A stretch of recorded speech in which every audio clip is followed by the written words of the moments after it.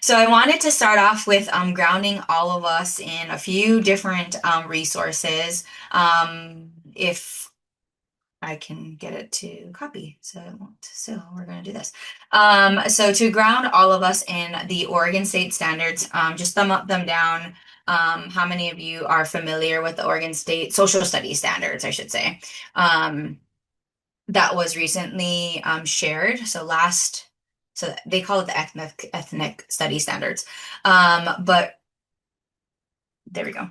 Um, sorry, I'm working off of two screens, so that's always so fun. And so I like this document. It's actually better. This is the just like a crosswalk. So if you guys, I know clicking on multiple things and I know looking at me and what I have. So it's totally fine if you don't look at what I'm presenting. But this is, I wanted to use this social studies crosswalk as a grounding document to support literacy. I mean, I know I didn't want to put our ELA standards because I felt like everyone in this space is pretty good with our ELA standards, but thinking about our social studies standards and how we can infuse our ELA with our social studies. And so the past actually 2 years, this will be my third year at my school. We have anchored ourselves in the social studies standards a lot to connect into with our multilingual learners, with just our professional development and things like that. And so this is a really, really good resource in terms of thinking about how to integrate literacy. So I'm just looking at kindergarten, for example, if we're thinking about a lot of turn taking. And I think dual language also can connect with this, but like talking about how we take turns with speaking and listening or playing games, like finding, you know, texts that integrate those ideas. Or if we're trying to go to sixth grade and we're talking about, um, honestly, tribes, right? Or anything that like Oregon history. We can utilize this framework to guide some of the text that we choose in our classroom. And I'll show you a resource that I have been learning about or I've learned about today, how to integrate all of these books that you guys want to see in your classroom, especially you, Melinda, with like you said, you had 120 students. And so how do you have books that are one accessible, two maybe like interesting to them, and so how do you provide that? Well, I'm gonna stop sharing for a quick second because it won't let me copy my other resources that I wanted to share.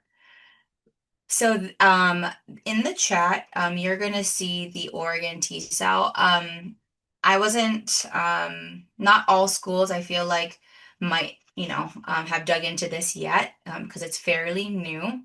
And so this is just an at a glance of what Oregon shared, centered around transformative social emotional learning.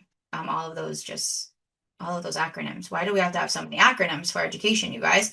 And so the at a glance I personally like because it's at a glance and it's super easy and digestible. But the second one that I shared was the full. So if you're more of a I need to see everything and how it's connected, highly recommend the full as it really compartmentalizes all of the standards around what Oregon is envisioning for our social emotional learning. And so that is another maybe document of integration. I'm not going to go into this T cell aspects because I want to ground ourselves in the social studies with literacy, but I thought it was a good connection between the two. And it's something that we, as like in my experience and in my school, we're trying to navigate. So, am I speaking too fast for anybody too? Okay.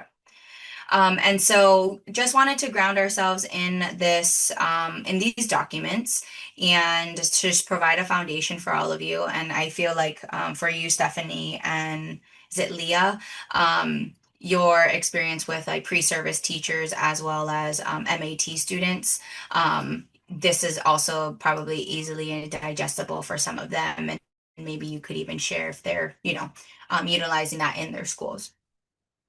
So when we think about multicultural literacy in the classroom, I want us to, it sounds like a lot of you have a lot of experience with culture, but utilizing a critical lens when we're thinking about what books to choose and what books to provide for our students. And so I really feel passionate about having books that just merge all of the things that we're teaching. And I think as teachers, like, and even if you're retired, like always thinking about what I'm saying and what am I doing and like, what am I saying? Is it true? Is it like the impact of what I'm saying versus the intent, right? We're like thinking about all of these things. And so when we choose these picture books, right, we want to make sure that we are providing what's true and necessary to the historical context. And also making it appropriate for our students K6 or even K8 and then K12, right? And so when we're thinking about how to have accessible text, how are we providing just accurate information for our students, right? And so just grounding ourselves in that as well. So these resources, and I feel like folks that are in the classroom, I taught at Pacific as an adjunct over the summer, and it was a social studies, but also like an integrative arts class. But then I like stuck in literacy whenever we could, because that's also important in social studies. And so I don't know if any of you have any experience with social studies for a better world. But it is a super great text. And then all of these literacy, what I did with my students was we just really looked at all they had to offer in social studies for a better world and how they have organized various texts to support some of the topics. So, for example, like immigration, like it's also hard as educators that if that's not our experience, like how do we teach that? And so, really just providing texts and providing resources for our students in just having those available and talking through because it is a learning experience, right? If we're learning with them, we can continue that knowledge and that education as a group. And so, really thinking about how do we provide exactly what you guys were all saying was like, I don't know. Sometimes I don't know what text to like bring. Like I don't know what is current or true, and all of these. And so I have brought all of these resources together for you and also would highly recommend Social Studies for a Better World read. It's a pretty easy read and they provide a lot of, again, really good resources. I'm going to stop sharing because it won't let me again share all of my amazing links.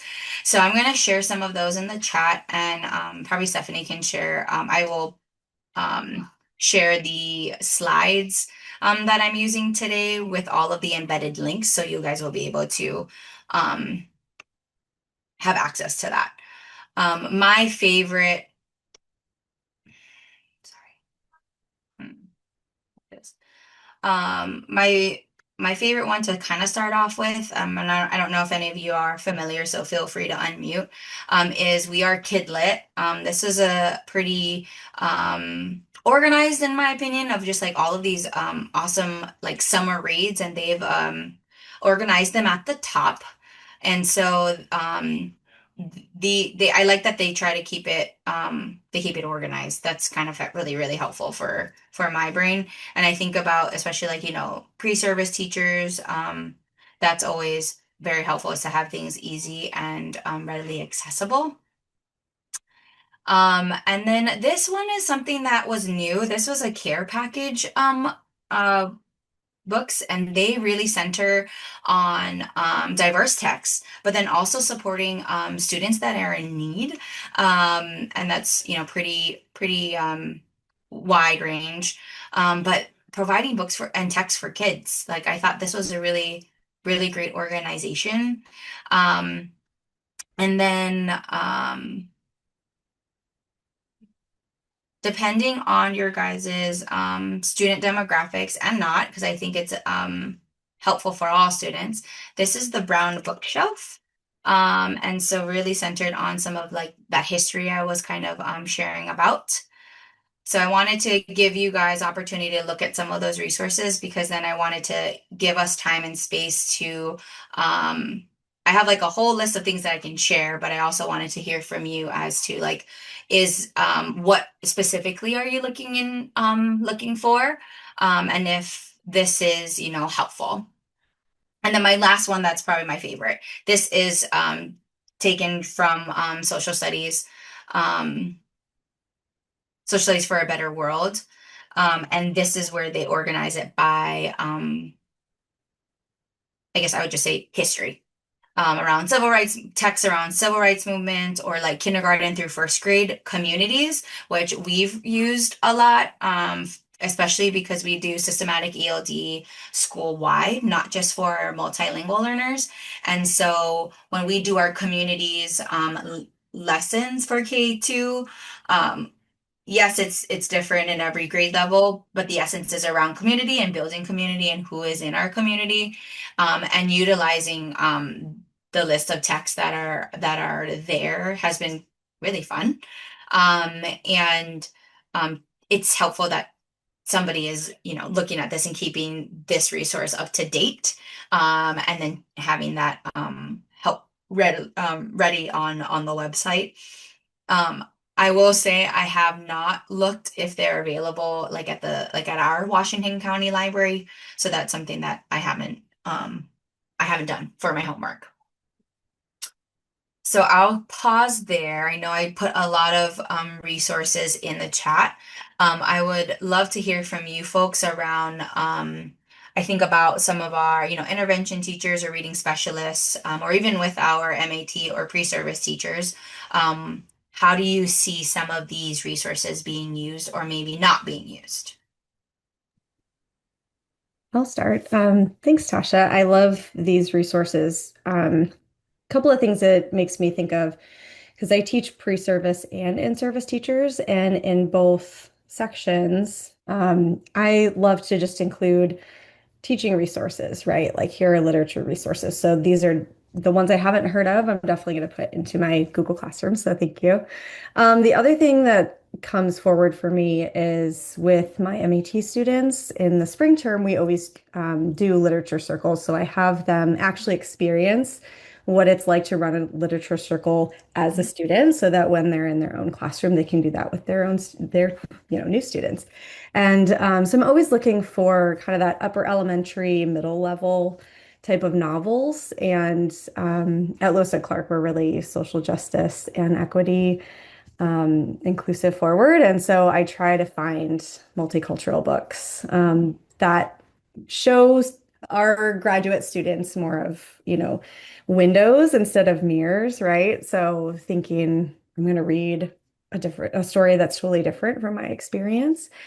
Um, and so these are great resources where I can find some new books. I tend to update it every year anyway, just because I like reading all the new books Mhm. and not repeating the literature circles. That's fun for me. So I'm going to look through here and find some more novels that we can use in the spring. So thank you. I do like some of them. They have like little toolkits that you could easily like just like kind of grab and go.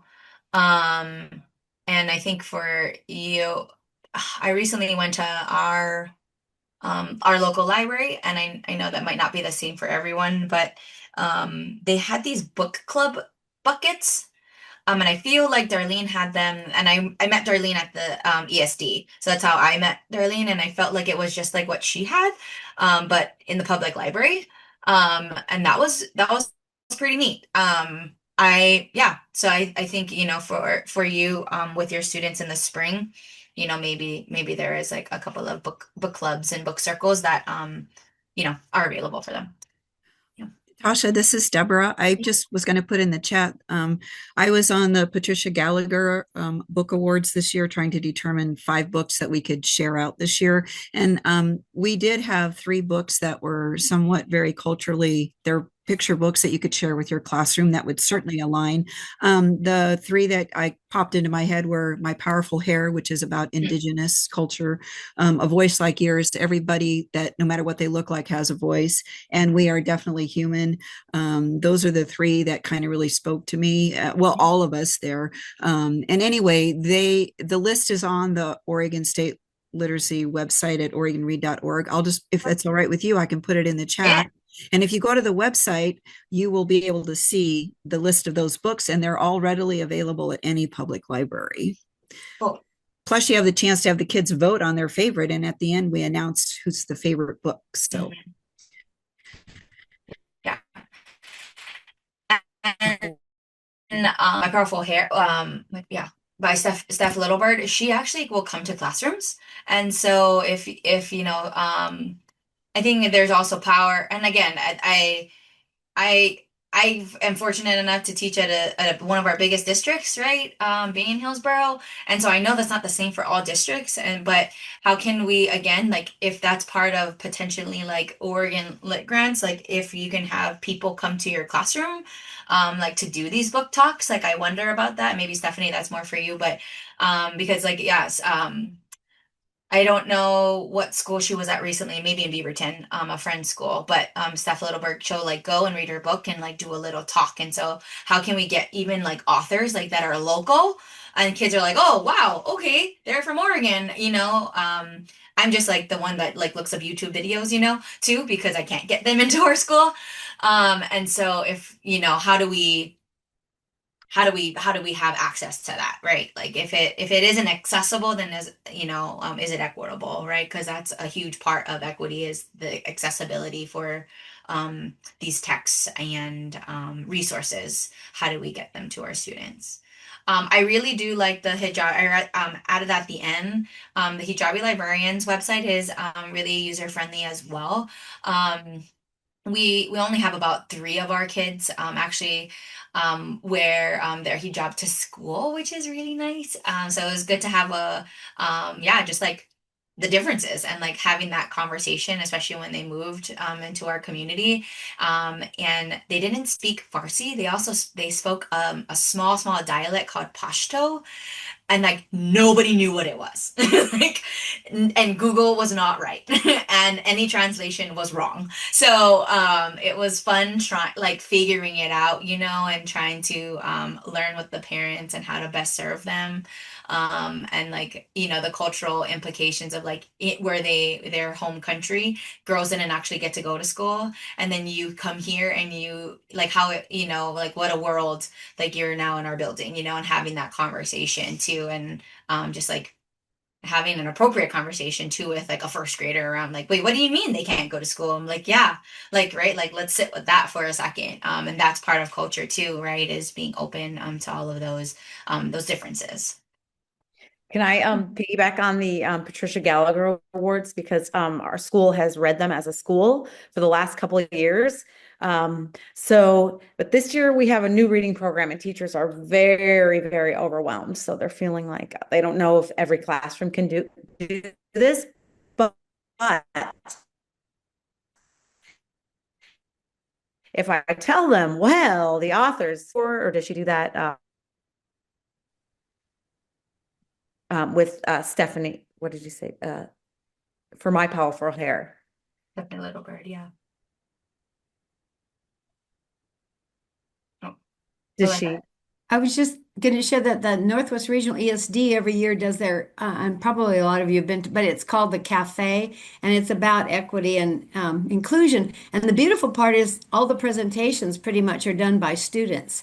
And the multicultural school did one this last time that was it was really enlightening because they themselves were from so many diverse cultures and they shared exactly what it was like coming to school here. What was it like for their families? What was it like even between their two cultures experiencing that? And I'm pretty sure it's free to anyone who wants to come, but it's a really great experience to hear from the kids themselves.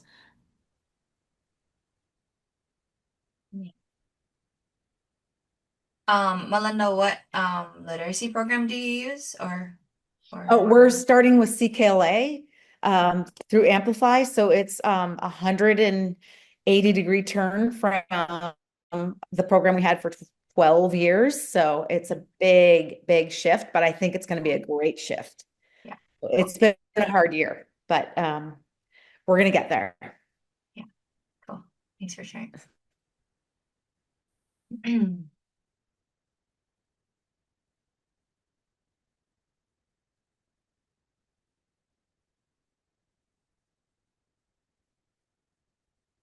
And so, okay, and yeah, I just want to make sure I didn't cut anyone off.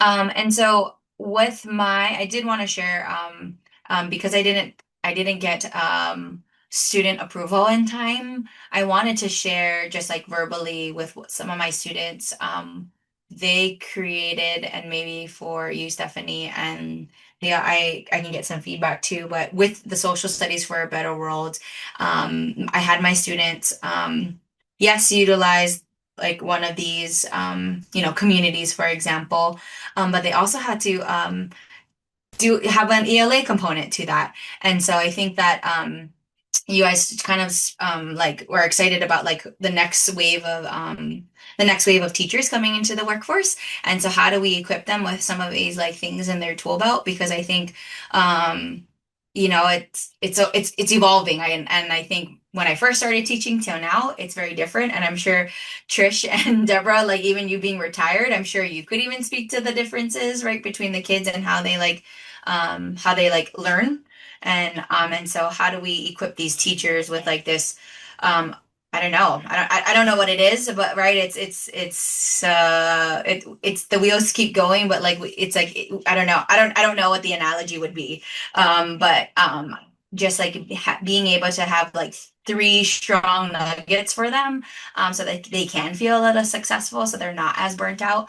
Um, by the end of the first year, right? And so if literacy can be, that way that we can, equip them, like gosh, like what an opening, right? What a door opening. And so, having access to some of these, I think would be super fun for them.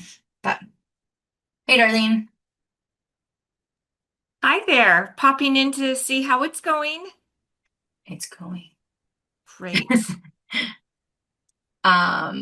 Yeah. I wanted to give enough time for at the end for just like Q&A. So, if anyone had any, extra, um, yeah, resources or any Tasha, feedback or this is questions. Deborah again. I'm Yeah. sorry. Being retired, I should probably keep my mouth shut. But No. I remember 2 years ago, so maybe 3 years ago, Clackamas County made a big effort to get Indigenous studies. We had to write up a whole K-12 thing. And because I've been out of it now for 2 years, I didn't know. I know that there was curriculum pushed out, at least in Clackamas County. So, did all of that Indigenous studies work end up in like the overall social studies? Because that's where my heart is. Both Asian culture and Indigenous culture is where my heart is. So, in fact, I really pushed to get my powerful hair on that Patricia Gallagher book list. But anyway, I just was wondering, like in the overall view of things, does it look at like not so much maybe does it look at like specific cultures, or did the Indigenous culture end up being something separate because we have 13 recognized tribes that the federal government recognizes, and we were supposed to teach that? Even my last couple of years was supposed to be being taught. So I didn't know if that filtered in or not. Yeah, I will say last year, I taught, our social studies standards. So we have a curriculum called TCI. And so TCI, embeds, like for me, for first grade, it was centered on communities. And so similar, Melinda, as like, with, having a new curriculum, last year it was, okay, we're doing one unit. And you also had to do the lessons on like the social studies, ethnic studies standards page. So ours was centered around, story, and they have that pre-recorded video. And so there was one for every grade level, or groups of grade levels. And so I know in third grade they talked about like the life cycle of the salmon, and so that was pushed out last year. And so our teachers are doing that, this year as well. Okay, So thank you. Yeah, yeah. sorry, just curious. No, yeah, for sure. Because you're probably not seeing that all the time now. because Yeah, well, yeah. it was a long road to get to where we are, and I'm just grateful that we have more voices in the room that don't look like me, Mhm, right? mhm. For sure. For sure. Yes. One other tip I have for those people that are seeing all the new teachers is if you work in a Title I school, you have access to a site called First Book. And First Book, a lot of the books are about $3. Most of the books are half of what you would find in other locations. You just have to prove that you're Title I. It's pretty easy to do, but great resource. And I don't know if anyone else has good resources for high quality, reasonably priced books. I'd love to hear if you do.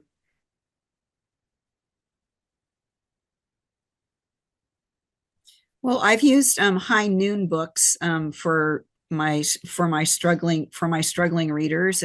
It's like they're especially for the fourth and fifth graders. Like if they're reading at a first or second or probably a second grade level, they're like mini chapter books. They're all black and white, but they're very reasonably priced. And like as you said, we were a Title I school. In fact, I was a Title I coordinator and had to produce all those federal reports. But yeah, it's an excellent resource, and you can get six in a group, and then you have your little reading group, and they all feel like they're totally engaged, and they're not strong on a lot of cultural diversity, but getting them in a book of any kind. But I've found High Noon books to be very helpful.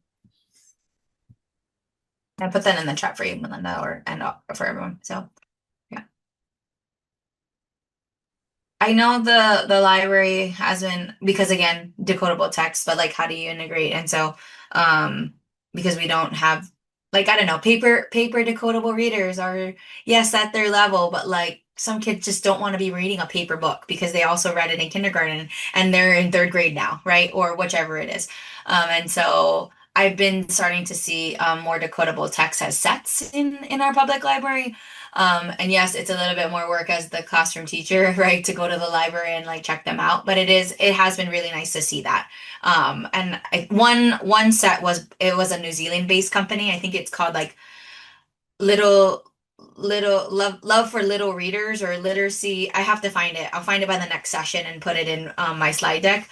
But my daughter has been reading now, and again they have the heart words or high frequency words and decodable words by vowels, and so and it's a hard copy cover or hardcover, not a paper copy, so there's a little bit in for some of our young readers, but yeah, it's tricky because you have to find ways to get text, and so we have about, I do want to give people time if they need to like go to the bathroom or anything like that for the next session, but I did get the permission to share. Um, and I can send it again. I don't know, Canvas can be kind of tricky and weird sometimes. But I do want to share if any of you have anyone that you can think about or, or share with too. Like I think the MAT MAT teachers or your pre-service teachers that are licensed educators. But my study was just approved by the IRB at Pacific University, and so I am in data collection world. And so if any of you can share the survey, my survey out, it takes like less than 5 minutes. But I am just seeing what educators of color are their experiences around mentorship and then relationship building as well, and like how that has impacted their retention. And so kind of was a little weird, and it shifted things from the other from my PDF. So I will make it accessible. But Darlene gave me the go ahead to be able to share this, and I can put the link in the chat as well to get to the survey. But if you can think of anyone that would meet these qualifications to participate in the study, feel free to share it on. I think some pre-service teachers and MAT teachers, if they have their license, potentially they can do And, it. and Tasha, can you put the link at the end of your slide deck as well so that when Yep. we send that out, it's there also? Yeah, Perfect. cool. Awesome. Yeah, thank you. Tasha, I see that our time is wrapping up in about 30 seconds. Yep. I just want to say thank you so much on behalf of OSLA and the people in the room. This is glorious. I wish the rest of my team were with me this morning. Oh my gosh, it's just so inspiring. Good. Yeah. And share it out. Like that's the whole part. Is like just share it out to everyone that you can think of. So yeah, I'm glad I could do that.